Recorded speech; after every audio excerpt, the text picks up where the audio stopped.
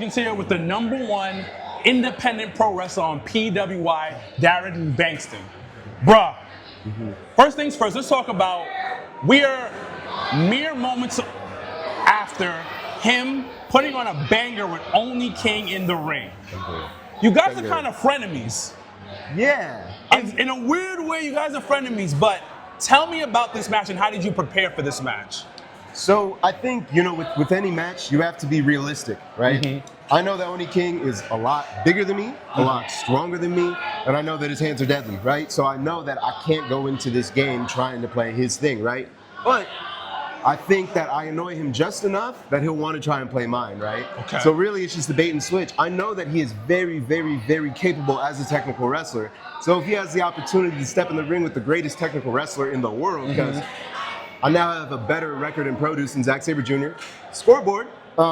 So he wants to, step up to the man and prove himself. But that was his mistake. Because I'll be real with you. He had me. If he would have just kept that pin on, I don't know if I would have kicked out. But hey, that's on him. I got the W and I don't feel bad about it. All right, so we're in the present, now we're gonna go in the past. We're gonna do some Back to the Future thing. Okay. You were a drama kid. How'd you end up in professional wrestling? I ended up in professional wrestling. Goodbye. I ended up in professional wrestling because I was doing a play in London, and the director cut my braids off, and I was like, okay, I need to take a break from this.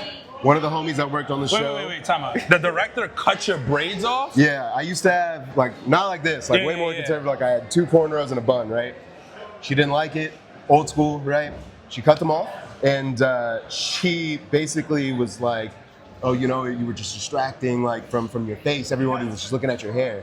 So after she cut my hair off, one of my homies that worked on the show was like, hey, if you need to take a break from this, I work on a wrestling show. And you can come through and be on the wrestling show. I was like, I thought it was perfect.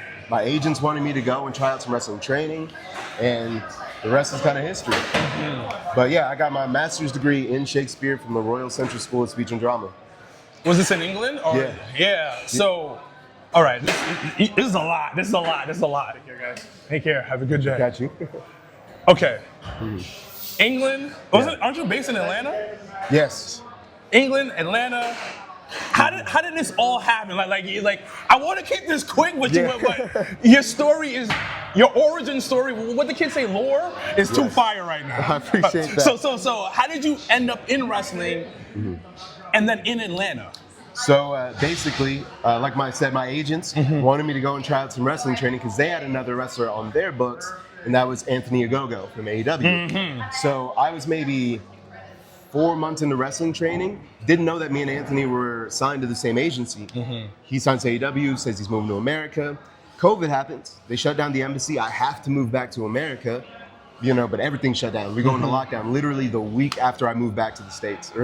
America was already locked down. Britain wasn't locked down yet.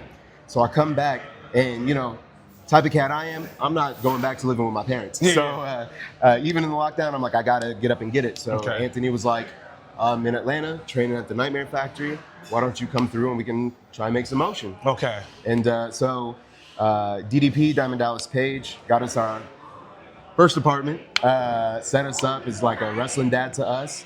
And that's how we get to Atlanta.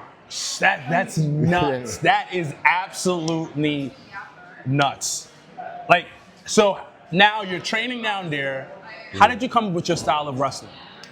Yeah, which has a special name, by the way. Yes, Catch Flow, right? Which I'm a huge hip hop head, and come on, man. Come on, man. You gonna throw some hip hop stuff? All right. Come on. You give me 3 MCs that you mess with.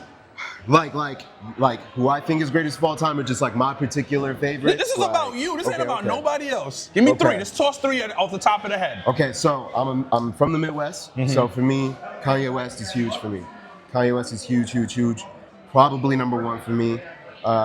Since I was a kid, my second ever concert I ever went to, Kendrick Lamar. Okay. It's a big #2. And from Detroit, I love Danny Brown from Detroit. You got some lyricists on your list. Yeah. You got some lyricists on your list. Yeah. Now, give me 3 workout songs. 3 workout songs you work out to. Ooh, okay. And disregard the messaging of any of these.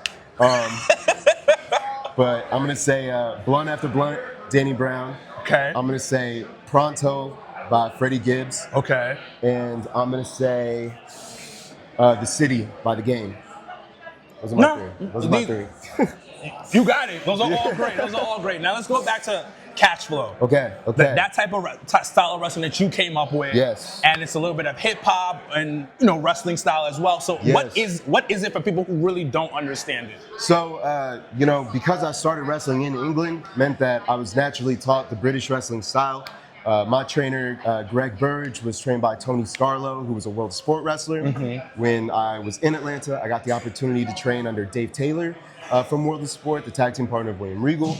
And getting to learn from the source was like getting to take the roots and literally blend it my own way. Okay. So like I like to call myself, I'm like Johnny St. Laurent. You know what I'm saying? Like it's Johnny St. with a fresh coat of paint. Like it's like these remixes on all these traditional British recipes. Which is the real life I experienced. I lived in London for 6 years, like from a teenager to an adult, and so being able to put my own spin on it, making basically like if World of Sport was the Harlem Globetrotters of wrestling, what's the and one of wrestling? Oh, you know what I'm saying? Yeah, yeah. And then just like with the charisma, the showmanship, I always wondered like if Wild 'N Out had a wrestling segment, what would that look like? So I'm the only wrestler that has ever, called for a referee stoppage because my opponent was too ashy. You know what I'm saying? I'm the only wrestler that's brushed the other wrestlers' waves backwards in a match. You know what I'm saying? And I'm all about just putting that personal touch onto my work. Bringing the culture to professional wrestling. I see what you're doing right there. It's technical wrestling, showing that there's a lot of black quarterbacks out there. Wow. You cooking right now. You're cooking right now. All right, let's fast forward a little bit of what was your welcome to professional wrestling moment. When I ask this question, it's about like, was it meeting somebody in the locker room? Was it a match that you had? Was it an arena that you performed in? What was your welcome to wrestling moment? Where you're like, yo, I'm a professional wrestler. I think a lot of wrestlers probably had it. I've had it multiple times. You know what I mean? Being a wrestler in London, even though I only got 5 months there, my first ever singles match was against Callum Newman, the former IWGP world champion, when he was like 17 years old. And having crowd chants and having all of that stuff, and like people rehearse something to chant before they got there was like, oh, I made it. I'm only, it's my first match ever. Yeah. But I remember that being like the first moment. And there's been so many since, sharing the ring with Jonathan Gresham, sharing the ring with Zack Sabre Jr., with Lee Moriarty, just, knowing that other hoopers consider me a peer is like, getting to wrestle Zack and know that like the skill gap ain't too big. You know what I'm saying? That was like, no, I'm here, Tell me about that match of wrestling Zack Sabre Jr. How did it feel when you talk about technical wrestling? You're big on technical wrestling. We saw the match you did with Oni King. You guys were like, it was like a textbook you guys were writing in the middle of that ring of how to professionally wrestle. How did it feel to wrestle considered one of the top 5 greats in the business right now when it comes to technical wrestling? I think it was, in terms of like my career and perception, understanding that it's a big deal. But the thing that was even crazier to me was, like I said, feeling really in my comfort zone, and I didn't get really any time to introduce myself. He just wrestled Kenny Omega the night before, was flying to Japan right after. So getting to just be there and live in the moment, and my family was there, my friends were there in New York City, like, my promo went crazy, and so it was just like everything about it was just very much like I've landed. You know what I mean? I'm at the table. You're at the table. Now, being at the table, you're considered the #1 independent wrestler on the PWI list. How did you find that out? And when you found that out, how did it feel to be considered #1? Not number 2, not number 3, #1. It was crazy. I found out maybe 12 hours before the Zack match that I was #1. 12 hours before the match? Yeah, and I didn't know it was coming. I had no idea. I had just won the Naptown All-Pro World Championship.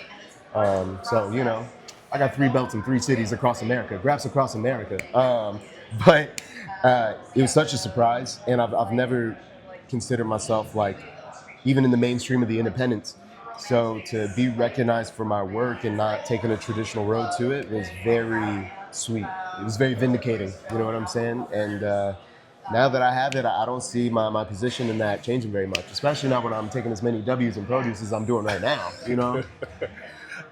Now, you move well in the ring. I appreciate you. Fluidity has been key to you wrestling. How do you stay in shape in a business where you are running around on a consistent basis?